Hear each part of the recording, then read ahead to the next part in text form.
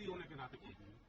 हमने प्रदेश केंद्रीय चुनाव समिति की आज बैठक हुई, उसकी अध्यक्षता माननीय खड़गे जी ने की। माननीय श्रीमती सोनिया गांधी जी, माननीय राहुल गांधी जी और सब केंद्रीय चुनाव समिति के सदस्य थे।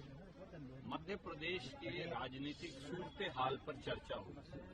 किस प्रकार से भारतीय जनता पार्टी और शिवराज सरकार ने मध्य प्रदेश को एक तरह से बर्बादी और तबाही की राह पर लाकर खड़ा कर दिया।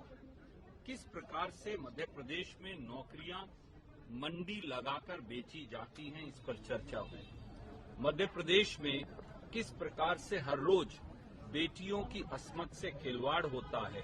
मध्य प्रदेश हिंदुस्तान में अकेला ऐसा प्रांत है जहां हर रोज 8 बेटियों से बलात्कार होता है, जहां 18 साल में 58,000 बेटियों से बलात्कार हुआ और 68,000 बेटियों का अपहरण हो गया।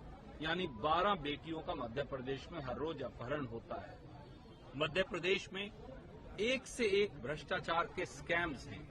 उन्होंने बच्चों का पोषण आहार खा लिया, बच्चों की 45 लाख के करीब स्कूली ड्रेस खा ली, यहां तक कि मुर्दों का इलाज करके पैसा खा लिया।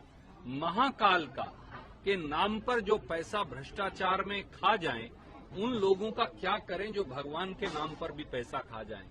इसलिए हमने ये ब्रीफ किया केंद्रीय चुनाव समिति को कि मध्य प्रदेश अब बदलाव चाहता है और बदलाव की कगार पर है, परिवर्तन की लहर बह रही है।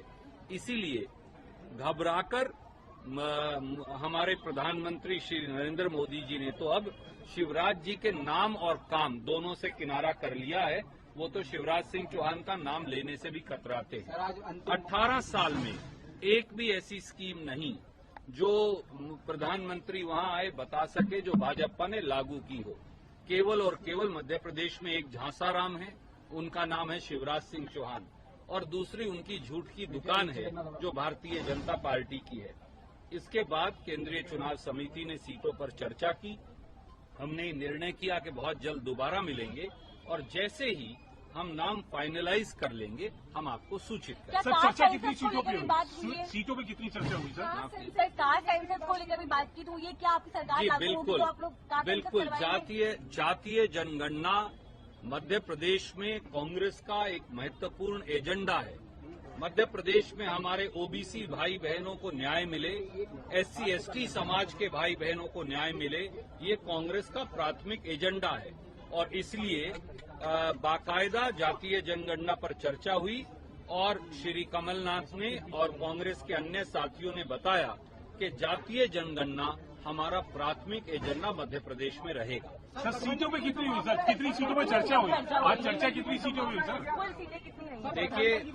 देखिए 230 विधानसभा सीट मध्य प्रदेश में है। जैसा आप जानते हैं, एक बार हर सीट की राजनीतिक वास्तु स्थिति की चर्चा अवश्य की जाती है और लगभग 3 घंटे चली इस बैठक में लगभग एक बार सभी सीटों पर चर्चा हो गई।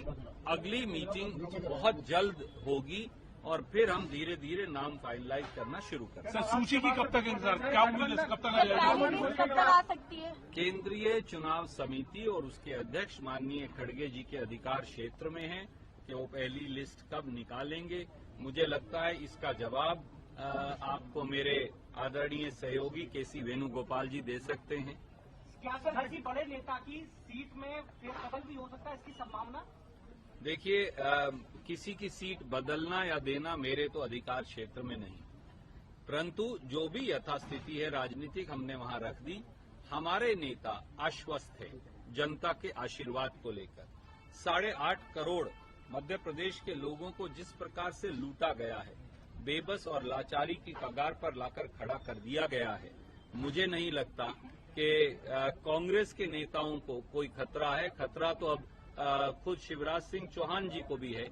इसीलिए वो आजकल अलग अलग बातें कहने लगे हैं और शायद वो अपनी सीट लड़ेंगे भी या नहीं, या मोदी जी उन्हें टिकट देंगे भी या नहीं, अब तो उनको उस पर भी शक है।